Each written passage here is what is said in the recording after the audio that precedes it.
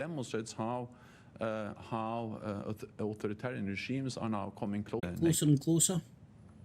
Alex Marquardt with CNN. A very good evening. We have been watching a live press conference in Washington. The US Secretary of State Antony Blinken with the NATO Secretary General Jens Stoltenberg giving us their response to the attack this weekend in Jordan, in which those 3 US service members were killed. Waiting patiently, our panel this evening, Kelly Hyman, Democratic strategist and lawyer, and also with us this evening, Christopher Steele, former head of the Russia desk. We've been recording this, so that will be the press conference we'll go, but let's hear what they say. Welcome to you both. Thank you for your patience standing by for us. Can we just pick up a couple of the things that we just heard there from Secretary Blinken, Kelly? With respect to the Middle East, he says we will be actively pursuing a pause in the fighting, which I'm guessing is for a domestic audience. And the other point he made, no one has the reach of UNRWA in Gaza. We need to put them in charge. They need to tackle as effectively and as quickly as possible who they have working for them. Pick up those 2 points for me. Well, the U.S. always believes in democracy, and we always believe the fact that other countries are our allies and want to work towards peace, especially in the Middle East, and definitely that is key, to have a peaceful resolution. But it's also important to note the fact that people need to be accountable for their actions, and that there could be potential ramifications of potential actions of harm to people throughout the U.S. and beyond. This fact that they're actively pursuing the peace, though, we've seen the protests in some of Joe Biden's recent rallies, recent campaign events. Lise was making the point in the last hour that actually President Biden has found himself in a situation where he doesn't have enough leverage over the Israelis at the moment. Do you think the message that they are, as they were in Paris this weekend, working towards a longer humanitarian pause is for a domestic audience, for Democrat supporters? Definitely think that that is important, but not only for Democratic supporters, but supporters throughout other countries as well. U.S. supports Israel, and they've made that very, very clear that they are allies.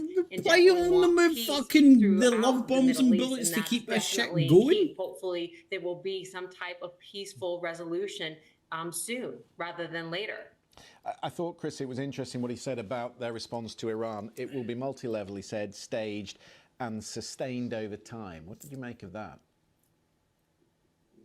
Well, it's obviously been very difficult, Christian, for America to get much leverage over Iran through sanctions and so on. Sorry, man, I meant to throw that when it's kicked off. I should have thrown it up live. And of course, now allied it'll very be on closely my with channel Russia after the fact. in a joint practice of such a type. So I think that it is true that sanctions work, economic sanctions work, but also we have to look at the wider especially when you conflict. like, and the fact is, critically think about it, for lack of a authoritarian countries who are increasingly closely aligned and who are determined to undermine the rule of law and democracy.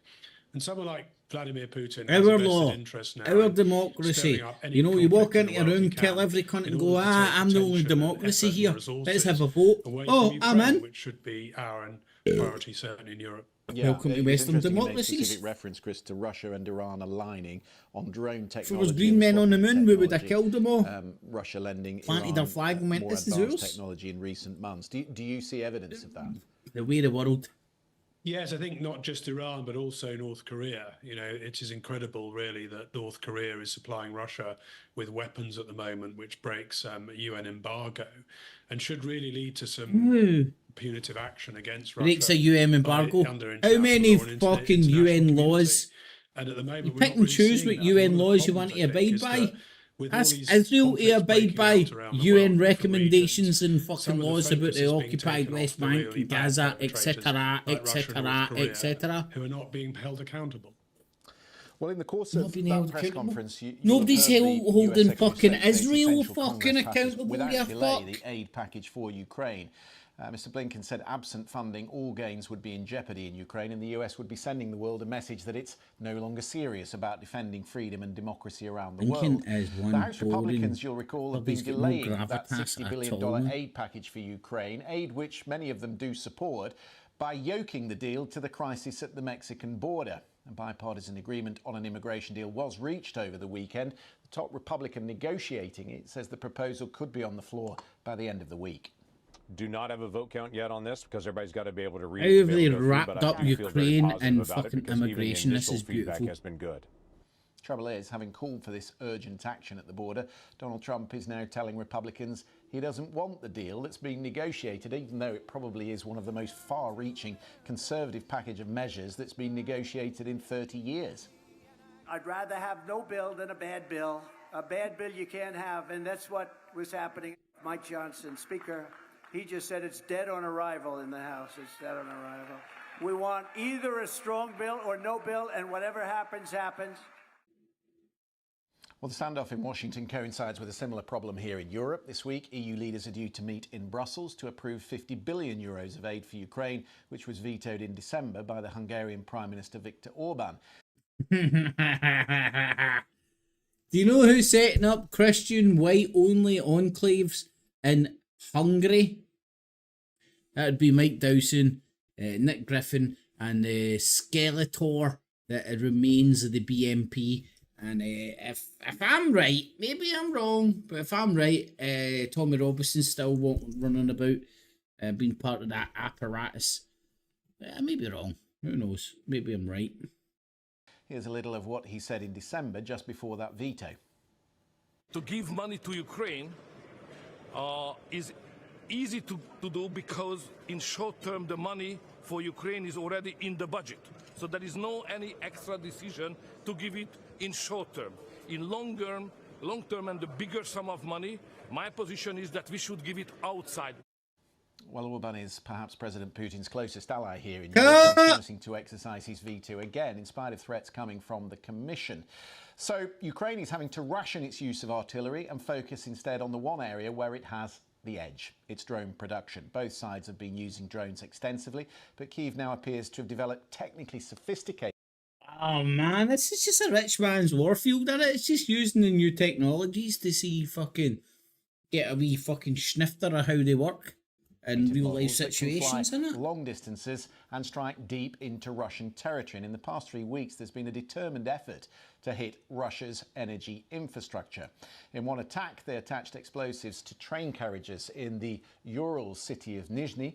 A blast took place next to facilities owned by Gazprom, the country's third biggest oil producer. There was a kamikaze drone crash into an oil depot in the Oryol region. And the week before last, an oil terminal in St. Petersburg, which of course is Putin's home city, also came under attack. So let's bring in Patrick Bury, an associate professor in security at Bath University. And I'm sure you've been listening to the Secretary General in the last few minutes, Patrick. So this is all very timely. That scenario that I've just set out, with the Ukrainians reaching deep into Russian territory using this advanced drone technology, is that incidental, or is it part of a determined effort now to try and disrupt the wealth, really, of Russia, the money that is funding the war? Good evening. I think it's absolutely part of a determined strategy and an emerging strategy to target Russian energy infrastructure and indeed its industrial capacity. Quite aside from the attacks we've seen in the last 3 weeks, they've been harassing. Everybody that has, I mean, there's a lot of Russian production outside of the ranges of these as well. But everybody that has joined live, I'm sorry, man, I missed the fucking majority of the, well, pretty much during this live stream, the whole press conference. But I'm acting like I don't have when Ukraine the BBC iPlayer, which I could rewind it all, but I did just sit and watch it all while recording it, so sub, bell up, and it'll be up my channel in no time at all. More difficult. One of the interesting things seen on. Oh, what am I having flashbacks to? Like it's a Hollywood film, like Battle of the Drones. Was it Star Wars or something? Warfare of the Drones or some shit? Was it Terminator? It's on the tip of my tongue. I'll get there. But that's happening, folks. It's 2014, man. You get Russia and Ukraine, Russia versus the West, and all this crazy ass new drone technology getting rolled out in mass capacity.